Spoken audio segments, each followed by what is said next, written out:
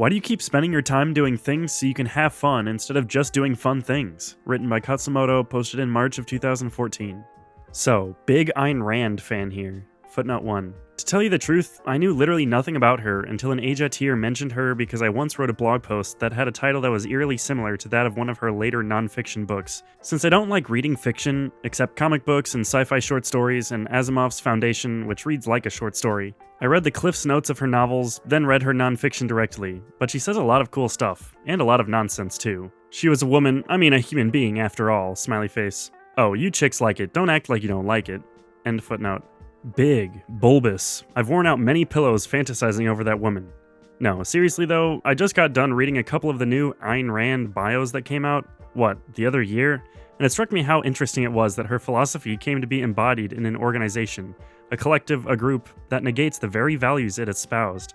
What's even more ironic is that the group dynamics of the self-parodically named Rand Objectivist Collective functioned exactly like those of left-wing extremists, i.e. communists or Marxists, in Japan, famously reconstructed in the movie Hikari no Ame, and elsewhere, down to show trials and excommunication.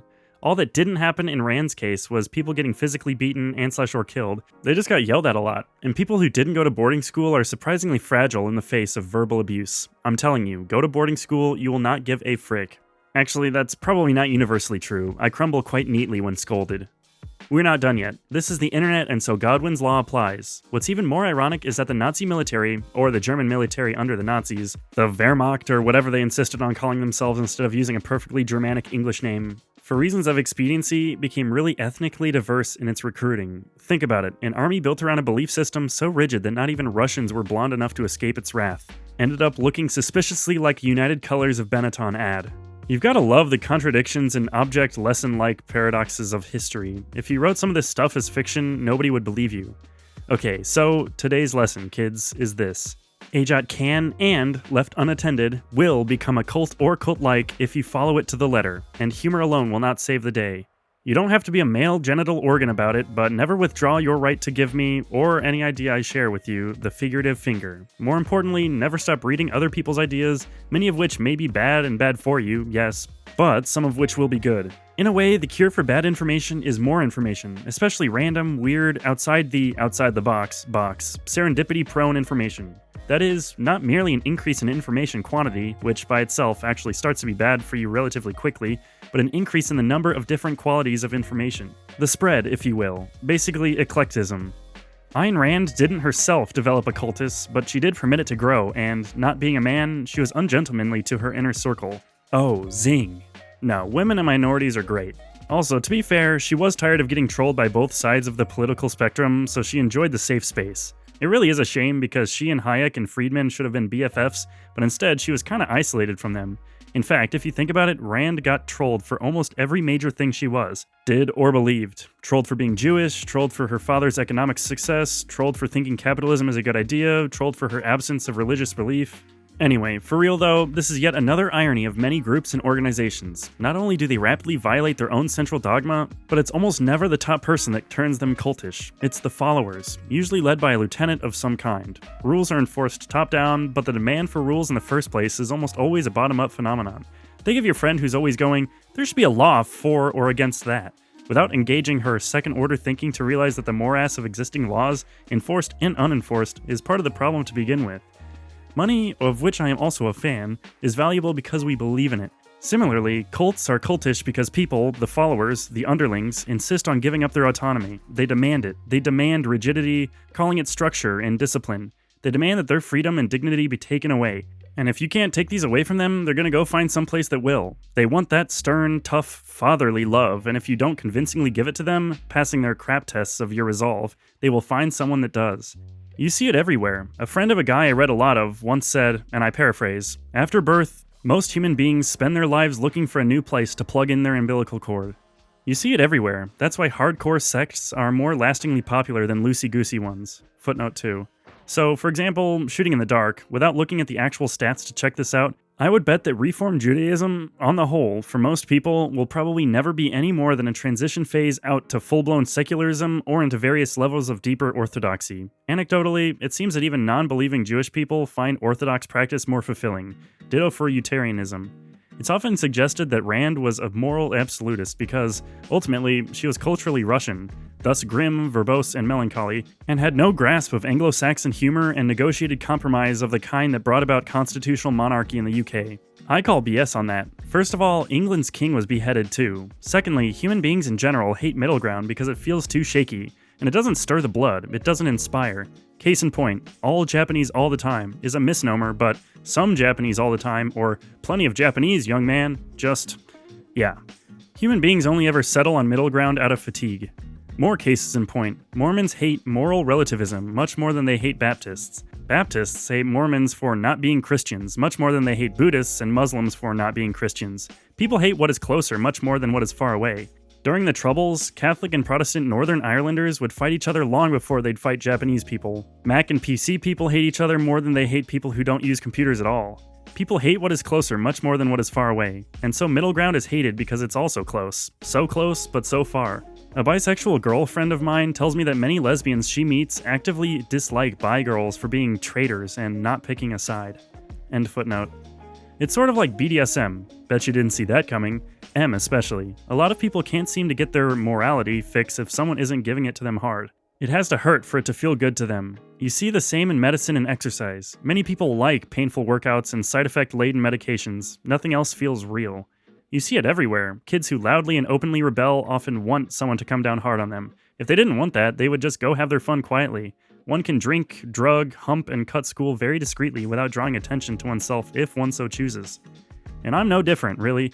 I jump from one conviction in a method or theory or set of ideas to the next. And that certainty that mental frameworks, thought systems, can provide is like a security blanket. There you are, all wrapped up in a warm tortilla, heated by the zeal of a convert. But I think that may be the key, the jumping part. Perhaps you want to be a true believer long enough and deep enough to benefit from and empirically test the ideas, but not so long that you're damaged by them and lose your autonomy for real. Externally imposed, and thus coercive, information control of any kind from any source, I think, is a big red flag. Never let anyone, family, friend, or troll, force you to read or not read anything. And they will try if you let them, they so effing will. The a-religious fundamentalists, of which the communists were one type, will do it, the religious fundamentalists will do it, your hockey buddies will do it, your effing book club will do it, they, or some subset of them, will attempt to mock, browbeat, or actually just beat you into reading or not reading what they want. And you must never, ever give in, not for one moment. Control of your body is imprisonment, control of your mind is slavery. So perhaps in all things, but especially in your reading list, by all means take suggestions, take advice, but not orders, especially not exclusionary orders. I think it was some Swedish guy who once said, people talk a lot about freedom of speech and exercising it, but the real freedom that is in danger, and rarely exercised, is the freedom of thought. Control of your body is imprisonment, control of your mind is slavery.